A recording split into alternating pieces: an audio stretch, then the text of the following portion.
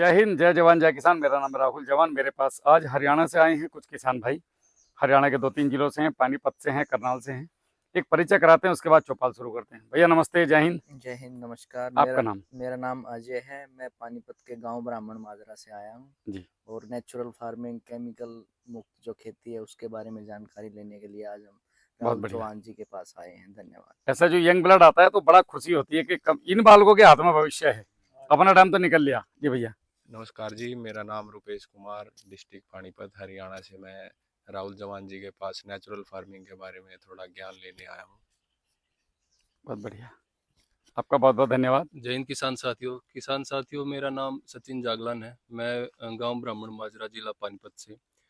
साथियों, मेरे को राहुल जी के बारे में यूट्यूब वीडियो के थ्रू पता चला और काफ़ी सारी वीडियोस देखी जिन किसानों को राहुल जवान जी ने जो गाइडेंस दी उनको काफ़ी फायदे हुए। और साथियों, इधर आज इनके साथ हम अपनी खेती के बारे में गाइडेंस के लिए आए हैं।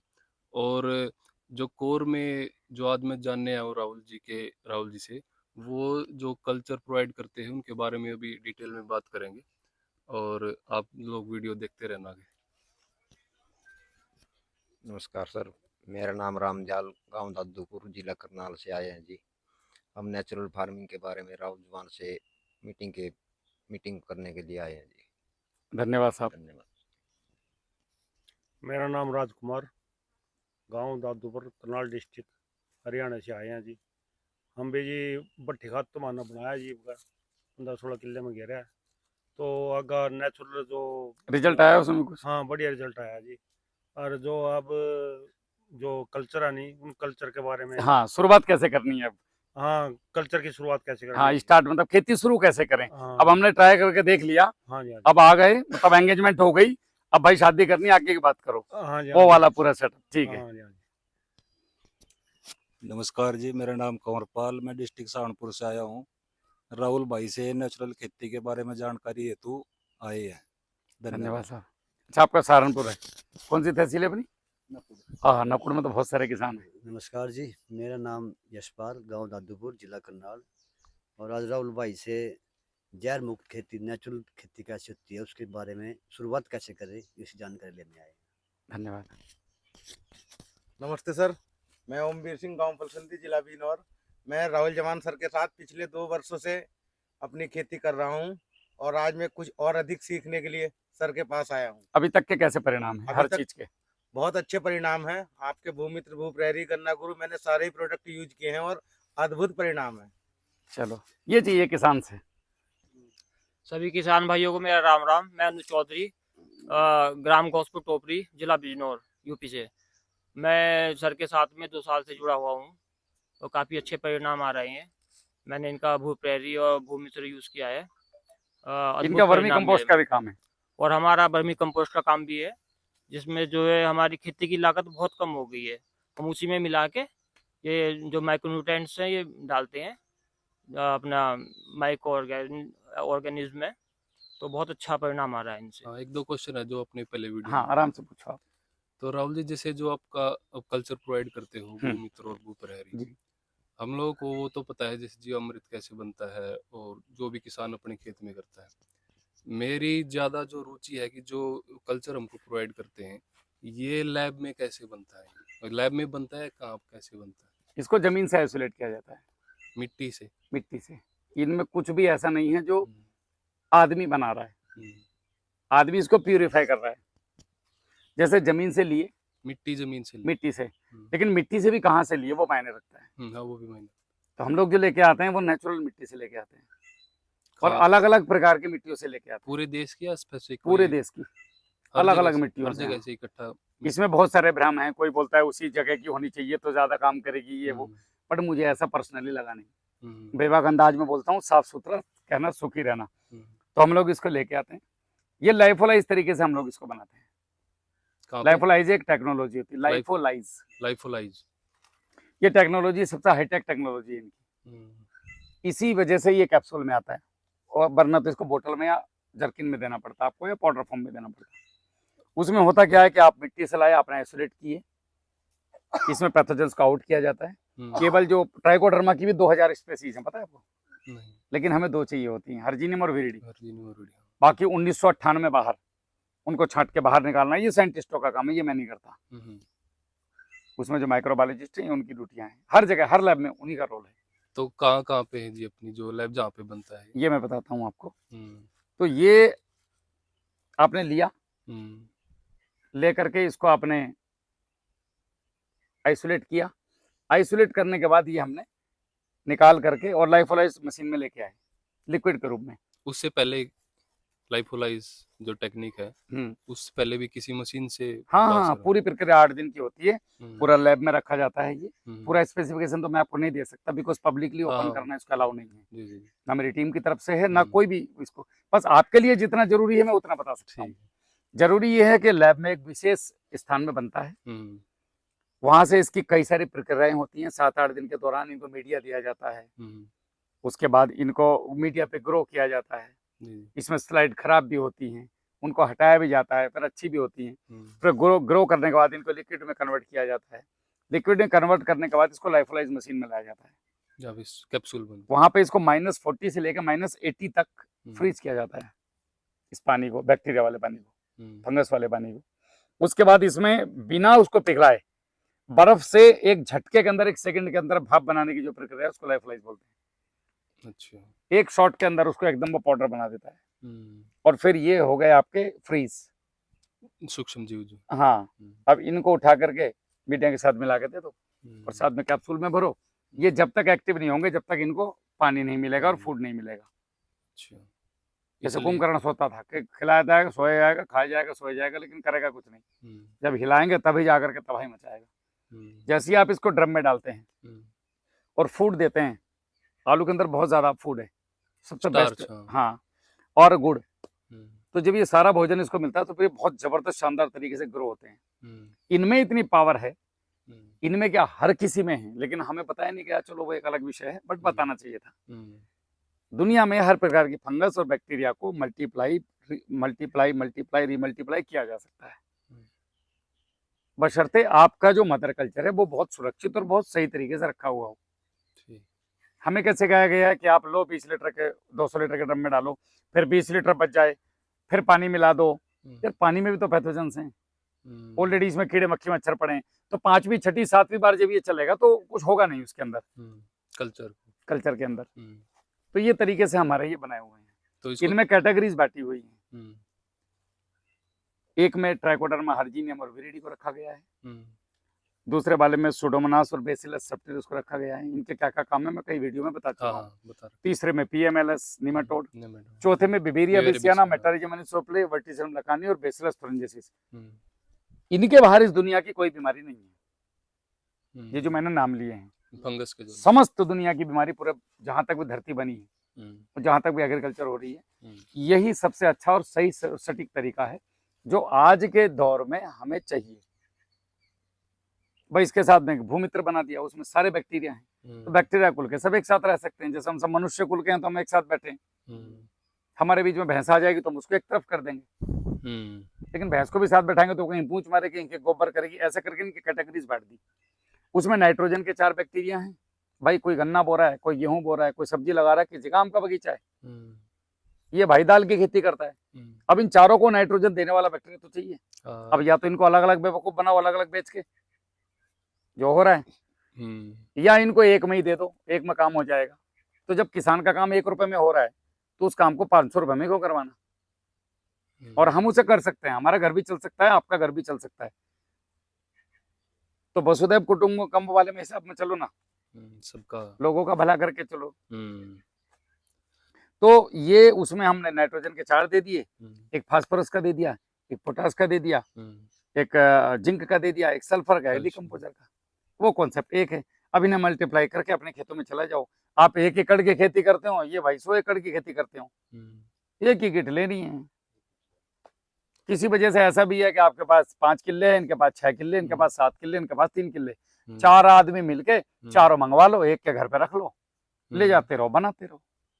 कोई बेचारा मेरे जैसा गरीब आदमी है जिसपे 1 आधी एकड़ जमीन है, उसे फ्री में दे दो, बेचारों को बांट दो कि ले भैया तू भी बना के चला ले। ऐसे तो भला हो सका किसानों का।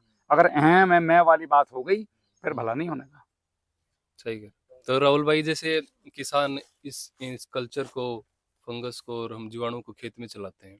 तो ऐसा कौन सा पॉइंट है जब किसान जो है वो इन पर डिपेंडेंट ना रहे, जो हमारे कल्चर हम बाहर से प्रोवाइड करते हैं, जब खेत में इतना कल्चर बिल्ड हो जाए हमको बाहर से कुछ उसमें ना डालना पड़े। जब आपकी जमीन का बायोमास कार्बन 2 हो जाए 2%। उस दिन बंद कर देना।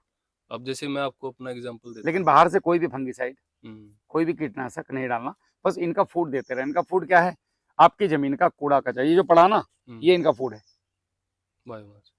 अगर आपने खेत में से हम्म, 20 कुंटल गेहूं और 20 कुंटल भूसा निकाला, 1 एकड़ की बात कर रहा हूं, तो 40 कुंटल वापस चाहिए उसको। अगर आपने 600 कुंटल गन्ना निकाला तो 600 कुंटल वापस चाहिए, नहीं तो जमीन मरेगी। ऐसे ले लो, मैंने आपसे फावड़ा चलवाया और आपके शरीर में से 2000 कैलोरी बर्न हुई, ये बालक जल्दी समझेंगे कैलोरी वाले मैटर को, और मैंने खाना दिया आपको 1200 कैलोरी का। मतलब आपको चाहिए थी 4 रोटी, 2 कटोरी दाल, 1 कटोरी दही, 1 गिंदोड़ा गुड़ का, ठीक है, और 4 चम्मच घी। मगर मैंने आपको ना घी दिया ना गुड़ दिया, आपको प्याज दी, गंठी देसी भाषा में, प्याज दी और दाल दे दी और 1 रोटी दे दी, 1 कटोरी चावल दे दिए। तो मरोगे तो नहीं, भूख तो मर जाएगी, उससे भी पेट तो भर जाएगा, लेकिन रेगुलर आपके हेल्थ गिरते जाएगी। तो आप जो 90 साल 100 साल तक जीते, जैसा भी आपके चेहरों पर रंगत है, तो ये खाए पिए की रंगत है। अगर वो कैलोरी पूरी नहीं होती तो शरीर क्या होता है फिर? धीरे धीरे डाउन होता है। ऐसे ही अगर आपने खेती को, जितना खेत में, एक बड़ा सिंपल सा सूत्र है, जितना खेत में से निकाला उतना खेत में डाल दो, फिर आपके अनंत काल तक ये जिंदगी भर जमीन चलती रहेगी। ये जो बायोमास कार्बन डाउन हुआ, इसका ये तो कारण था, निकालते गए, डाला क्या? बैग। यार बैग से कार्बन कैसे पूरा हो जाएगा? बैग से न्यूट्रिशन पूरे हो सकते हैं, कार्बन पूरा नहीं कर सकते आप। और कार्बन में ही वो जीवाणु है जो न्यूट्रिशन को दे रहे हैं। टैंक भर रहे हो, नीचे से छेद कर रखा हो उसमें, तो सारा पानी नीचे निकल रहा है, छेद बंद करो। समझ पा रहे हैं आप मेरी बात? ये कॉन्सेप्ट समझ में आया? तो चौथे साल आपको केवल अपने खेत में सरसों की खल, दही, गुड़ और कच्चा गोबर, मेरा इसका अपना बहुत भयंकर वाले परिणाम का, बिना ट्राइकोडर्मा के भी गायब होगी लोगों की फंगस, इससे निमाटोड भाग लिया। इतना बढ़िया जीवन रहता है अपने आप में। ये मेरी दिमाग की खुरापात थी जी। मैं बोला यार ये बेसन वेसन से कुछ कहानी समझ में नहीं आ रही, दही से कुछ अलग करो। हमने दही से बनाया था वैसे, 2 किलो दही, 2 किलो गुड़, 3 किलो खल, 3 से 5 किलो, और आपका 20 किलो ताजा गोबर। और इसमें अगर स्प्रे के लिए बना रहे हो तो 50 ग्राम चूना, और जमीन के लिए छोड़ने के लिए बना रहे हो तो 500 ग्राम चूना, आधा किलो। बस डाल के इसे छोड़ दो 1 एकड़ के लिए। इसे अपना रह रहे हो 5-7 दिन, और फिर इसे या तो छान के ड्रिप से या फिर डाइल्यूट करके, जैसे भी मन करे, फिर इसे आप छोड़ दो। अद्भुत परिणाम है। आप 3 महीने करके तो देखो, मेरे पास फोन करोगे वापस के, राहुल भाई ये क्या, मतलब ऐसा तो कभी सोचा नहीं था जीवन में। क्या लगा? कुछ नहीं, सब आपके घर में। और ये इन जीवाणुओं का भोजन है। आप आए, हम आए, अभी जंगल में हमें प्यासा लग जाए तो क्या करोगे? पानी रखा तो कोई टेंशन है? प्यास कम लगेगी। नहीं पानी होने का तो प्यास ज्यादा लगेगा। देखिए अगर पानी नहीं है, पानी नहीं है तो दिमाग में पानी चलता रहेगा। सामने केले रखे हैं, भूख लगेगी, खा लेंगे। तो ऐसा ही अगर हमने जमीन में कर दिया, तो ये जो जीवाणु हमने छोड़े, जब इनके लिए भोजन दे दिया पीछे से, क्योंकि हमारे पास एकदम से कार्बन कहाँ से लाएं भाई? आज तो हम नंगे हैं, हम पर ना तो कुछ है, कुछ नहीं है जी। हम सड़क पर खड़े हैं, आप बताओ चलना कैसे है? आप पूछ रहे थे ना कैसे चलें। शुरुआत कल्चर से होगी और आपके खेत से। देखो मैं आपको एक चीज बताता हूँ, इस दुनिया में किसान की जमीन सुधारने का कोई प्रोडक्ट इस दुनिया में किसी आदमी के पास है ही नहीं। अगर वो कह रहा है कि है तो वो झूठ बोल रहा है। ये भी प्रोडक्ट नहीं है भूमित्र भूप्रैरी। ये आप जंगल की मिट्टी में से लाकर डाल लो, 2-2 इंच की मिट्टी अपने खेतों में चेंज करा दो, लेकिन वो संभव नहीं है। वो चील कमूत वाली कहानी हो जाएगी।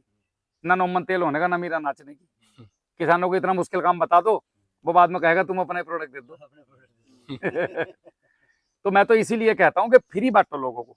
आपको 200-150 लीटर की जरूरत है ना, तो 200 लीटर बनाओ, 50 लीटर लोगों की मदद करो कि लो भाई बनाओ और अपने खेतों में चलाओ। क्या जा रहा है आपका? मेरा क्या गया? मैं इसे बोतलों में तो दे सकूँ, तो ऐसे पैक करके जैसे रखी, मुझे ना पैक करना। घर पे किसान का बालक हूँ, फौज का जवान हूँ, किसान की मिट्टी को सौदा, 18 साल मिट्टी के लिए लड़ाई लड़ी। मुझे नहीं पता आप लोगों को मिट्टी की कीमत पता नहीं के पता, मुझसे पूछो। वहां पे मेरे जैसे 12-15 लाख आदमी रोज मौत का कफन बांध के जब छुट्टी जाता है ना फौजी, पता नहीं है बक्से में आवेगा कि जिंदा कैसा आवेगा, पेंशन में आएंगे कि नहीं। किसके लिए लड़ रहा है? मिट्टी बचाने के लिए। कौन सी मिट्टी जिसे तुम रोज खराब कर रहे हो? एक आदमी तो बचा रहा है, एक आदमी खराब कर, आपको गुस्सा नहीं आएगा? आप अपने खेत में फसल बोर में से खराब कर दूं तो? अब ये बात जवानों से पूछो, इस मिट्टी की क्या कीमत है। इसीलिए फौजी आदमी देखोगे खेती में बहुत मेहनत करते हैं, उन्हें इस मिट्टी की कीमत पता है। किसानों को भी पता है, लेकिन किसानों को पता चलने नहीं दे रहे। मजे की बात यह है, आप ही मेन घराओ को मुर्गे, अब मुर्गे को अगर पता लग गया यार तो चुपका खाने आएगा नहीं, तो धंधा कैसे चलेगा भैया? तो मेन है जागरूक होना, आपको अपने स्तर पे खुद से जागरूक होना पड़ेगा। तो ये सारे कल्चर और आपके खेत में जितना भी कबाड़ है, यही प्रोडक्ट है जी जमीन को ठीक करने का, इसके अलावा कोई प्रोडक्ट है नहीं। है तो वो उसे मेरे सामने ले आओ, जमीन ठीक करा दे कोई। जमीन आपके खेत में, सीधा सा सूत्र बता दिया मैंने, जितना निकाल लोगे उतना डाल दो, डालना पड़ेगा, कोई कानून है ही नहीं। अब ये तो होगी मिट्टी की कहानी। पौधे के ऊपर के लिए आप ले सकते हो, घर पे बना सकते हो, जैसे गोबर का स्प्रे मैंने बताया अभी, दूध का स्प्रे है, मिट्टी का स्प्रे है, खली का स्प्रे है, बहुत सारी चीजें हैं। अब मेरे कहने से एक काम करके देखना राहुल, देखना कितना हो गया, वो लेना आप इतना गाय का, तो आपने एक ले लिया, ये पेशाब ले लिया जानवर का या मूत्र ले लिया, चलो कुछ भी कहो। मेरे दिमाग में एक बात आई कि मैं गाय का पेशाब कहाँ से लाऊं 200 लीटर, रोज परात लेके खड़ा रहूं क्या गाय के नीचे? पंजाबी में कहावत है कि कहना औखा करना सौखा। कहना तो आसान है, उसे जब करते हो ना, जब पता चलता है जाकर के, वो होता नहीं है। प्रैक्टिकली होना चाहिए वो चीज, तो ये बच्चे भी जाकर कर सकें। तो 5 लीटर पेशाब कहीं भी मिल जाएगा आपको। तो आपने ये लिया और इसको लेकर के आपने 1 लीटर गाय का पेशाब 200 लीटर पानी में डाल दिया, 2 किलो गुड़ डाल दिया, 8 दिन तक इसको रोज चलाओ। 8 दिन बाद मुझे बताना क्या बना, और फिर उसे लेकर लैब टेस्ट कराओ। तो जो उस 1 लीटर पेशाब में था वो इसमें है। मतलब आपने 1 लीटर पेशाब को 200 लीटर पेशाब बना दिया। अब आप इसको स्प्रे कर लो, 200 लीटर पानी में 25 लीटर मिलाओ और स्प्रे कर दो, आपको यूरिया की जरूरत नहीं। बताओ कितना सस्ता सौदा। बस ये ऐसे ऐसे रिसर्च निकाल करके लोगों को बताने का मादा चाहिए लोगों में, जो है नहीं। उन्हें पता है यार ये पेशाब बेच कैसे का मिलेगा, प्रोडक्ट बेचो, प्रोडक्ट कि मेरी इस बोतल के अंदर इतना नाइट्रोजन है, यो डाल लो, तुम्हारा गेट ठीक हो जाएगा। कभी भी देश इससे कभी भी जीवन में मालदार नहीं होगा, किसान तो नहीं होगा, दुनिया हो जाएगी। जितने किसान से जुड़े हैं सब किसान के कंधे पे पैर रखे निकल गए, किसान के कंधे पे पैर रखे निकल गए, किसान वही है। लोग VIP हो जाए 50,000 सब्सक्राइबर आने के बाद।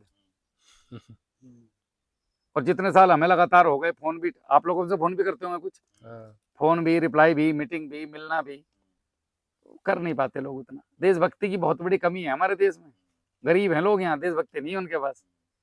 तो हमें हमारी बेसिक चीजों से हटा दिया गया और हम हटते चले गए।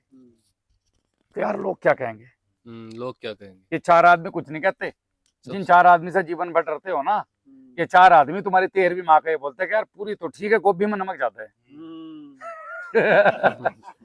इसलिए 4 आदमी के चक्कर में नहीं पड़ना। चलो ठीक है भैया, जय हिंद।